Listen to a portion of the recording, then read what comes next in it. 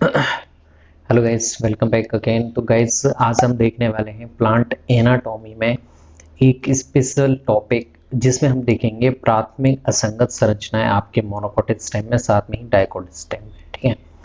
तो एग्जाम में directly question पूछा जाता है कि बोराविया में आपकी क्या अपसामान्य स्ट्रक्चर मिलती है, कौन सी एनोमलस स्ट्रक्चर आपको देखने को मिलेगी।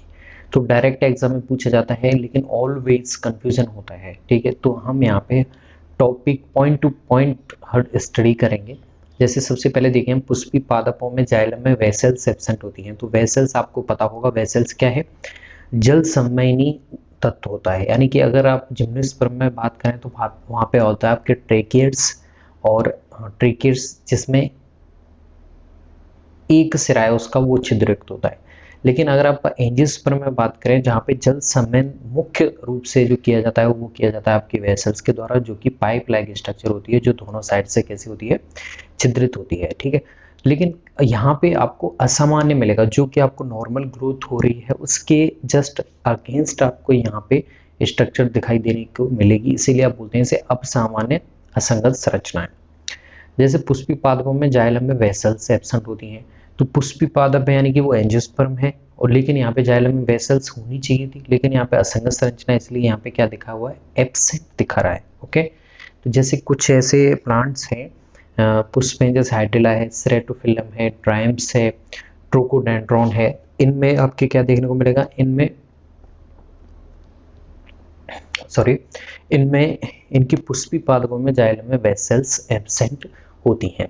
तो ध्यान रखना, हाइड्रिला, सेरेटोफिलम, ट्राइमस और ट्रोकोडेंड्रॉन, इनमें इनके जाइलम में वेसल्स एब्सेंट होती हैं। दूसरा आता है हमारा, दूसरी अपसामान्य असंगत संरचना आती है, और ये हम किस में देख रहे हैं, ये हम देख रहे हैं डाइकोटिक स्टेम में। ठीक है। और प्राथमिक असंगत वृद्धि है ये। ओके। और इसमें दूसरा बिखरे हुए सम्मेलन पुल, सम्मेलन पुल व्यवस्थित ना होकर यहाँ पे बिखरे हुए पाए जाते हैं। जो हमको सिंपली केस देखने को मिलता है उसमें कैसे होते हैं, वो अरेंज होते हैं, लेकिन यहाँ पे कैसे बिखरे हुए हैं, इसके एग्जांपल देख सकते हैं, स्केटर्ड वेस्कुलर बंडल्स। तो इसमें एग्जांपल आप देखिए, निम्फिया होता है, पेपेवर होता है, और पेपेमोरिया होता है, पेपरोमिया होता है। तो ये आपके तीन एग्जांपल हैं जिनमें बिखरे हुए सम्मेलन पुल आपको देखने को मिलेंगे, निम्फिया, पेपेवर और पेपरोमिया। देखिए, पृथक जाइलम और फ्लोएम पूल, यानी कि आपके पास में जो मुख्य रूप से वेस्कुलर बंडल मिलता है, उसके अलावा आपको या तो जाइलम पूल मिल सकता है जिसमें ओनली जाइलम पूल ही देखने को मिलेंगे, या फिर आपको ओनली फ्लोएम पूल भी देखने को मिल सकते हैं।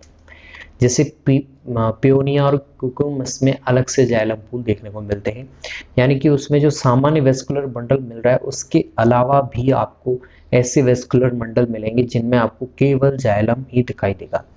एंटीगोनॉन और रिसिनस कम्युनस में आपको फ्लोएम पूल देखने को मिलते हैं। ठीक है।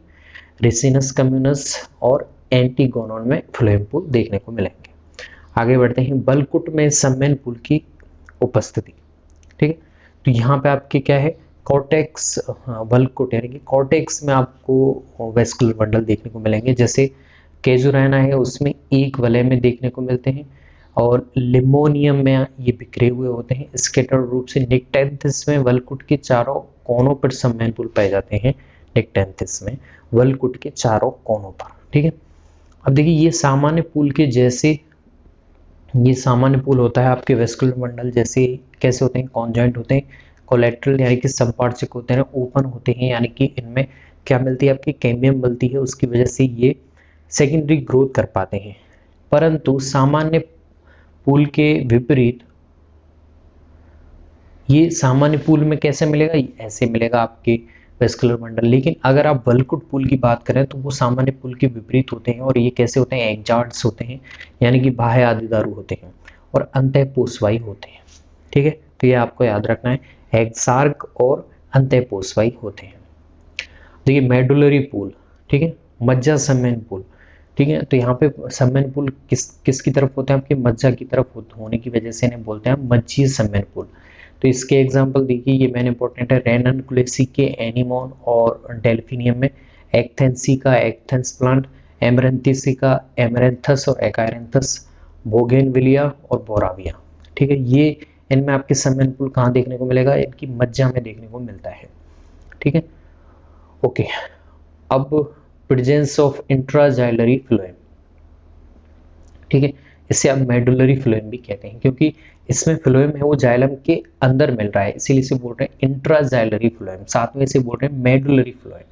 तो ये इसके एग्जाम्पल हैं लेप्टाडीनिया कैलोट्रोपिस, लेप्टाडीनिया कैलोट्रोपिस, पक्सीनिया ग्रेनेटम और आलू। ठीक, लेप्टाडीनिया कैलोट्रोपिस और प्यूनिका ग्रेनेटम, ये आपके किसका है, ये अनार का बॉटनिकल नेम है। कैलोट्रोपिस आक हो गया, लेप्टाडीनिया और आलू में आपके मेडुलरी फ्लोएम देखने को मिलेंगे। बहुरंगी अवस्था, जिसमें स्टील की कई सारे आपको स्टील्स दिखाई देंगी, इसलिए इसे बोलते हैं बहुरंगी अवस्था। ये टेरिडोफाइट में सिंपल है, लेकिन कुछ डायकॉट में असामान्य रूप से पाई जाती है, इसीलिए हम यहाँ पे इसे पढ़ रहे हैं। तो इसके एग्जाम्पल है प्राइमुला और डायंथेरिया, प्राइमुला एंड डायंथेरिया, ये किससे में आएगा, आपके बहुरंगी अवस्था में। तो ये हो जाते हैं आपके द्विबीजपत्री में अब सामान्य प्राथमिक संरचना। ओके, अब एक बीजपत्री तनों में देखते हैं अब सामान्य संरचना। तो देखिए, सामान्य तौर पर जो संवहन पुल मिलते हैं मोनोकोट स्टेम में, वो भरड़ ऊतक में आपके कैसे होते हैं, स्केटर्ड कंडीशन में होते हैं, बिखरे हुए होते हैं। लेकिन कुछ मोनोकोट स्टेम में संवहन पुल वलयों में पाए जाते हैं, जैसे ट्रिटिकम है, हार्डियम है। ठीक है, ट्रिटिकम, गेहूं, हार्डियम, ओराइजा, सिकेल, जई, ग्रेमनी कुल के प्लांट्स में ये देखने को मिलता है कि उसमें संवहन पुल है वो वलयों में मिलते हैं, यानी कि व्यवस्थित मिल रहे हैं, जबकि कैसे मिलने चाहिए थे, वो बिखरे हुए मिलने चाहिए थे।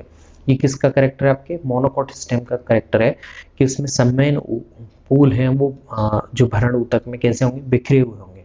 लेकिन यहाँ पे असामान्य संरचना है, इसीलिए ये कैसे मिलेंगे, व्यवस्थित कंडीशन में देखने को मिलते हैं। तो ये हो गया। दूसरा हम बात करें, बहुरंगी अवस्था टेरिडोफाइट में सिंपली मिलती है, लेकिन डायकॉट में असामान्य रूप से पाई जाती है। ओके, प्रेजेंस ऑफ इंट्राजाइलरी फ्लोएम होते हैं, उन्हें मेडुलरी फ्लोएम भी बोलते हैं। इसके एग्जांपल हैं लेप्टाडीनिया, कैलोट्रोपिस, आक और आलू। अब आते हैं हम मेडुलरी पुल, जो मज्जा की तरफ संवहन पुल मिलते हैं, उसमें एमरेंथी, एकरेंथस, बोराविया, बोगेनविलिया, एनीमोन। ठीक है, अब बात करें वलकुट में संवहन पुल मिलते हैं, तो उसमें कैजुराइना है, निक्टेंथिस है। ठीक है, और इसमें सामान्य पूल के विपरीत इसका जो स्ट्रक्चर मिलेगा इसमें वलकुट पूल में, वो कैसा होगा, एक्जार्क होगा, यानी कि बाह्य अर्धधातु। ठीक है, और अंतःपोषवायी होता है। ओके, ये हो गया। और बात करें आपके पृथक रूप से जाइलम फ्लोएम पूल भी मिल सकते हैं, और बिखरे हुए संवहन पुल व्यवस्थित न होकर बिखरे हुए पाए जाते हैं, जैसे पेपेवर, निम्पिया और पेप्रोमिया। ठीक है, पुष्पी पायदम में जाइलम में वेसल्स एब्सेंट होती हैं, जैसे हाइड्रिला, सेरेटोफिलम है, ड्राइमस है, ट्रोकोडेंड्रॉन है। तो ये है हमारी anomalous primary structure of stems. तो हमने दोनों स्टेम में पढ़ी है, हमारे मोनोकोट स्टेम में भी, साथ में ही डाइकोट स्टेम में भी। अब हम पढ़ेंगे सेकेंडरी असंगत संरचनाएं, anomalous secondary structure of primary and secondary stem. ठीक है, अगली वीडियो में जो हम देखेंगे। तो आई होप गाइस ये आपको समझ में आई होगी। If you have any problem then comment down below. मिलते हैं नई वीडियो में नए टॉपिक के साथ। थैंक्स।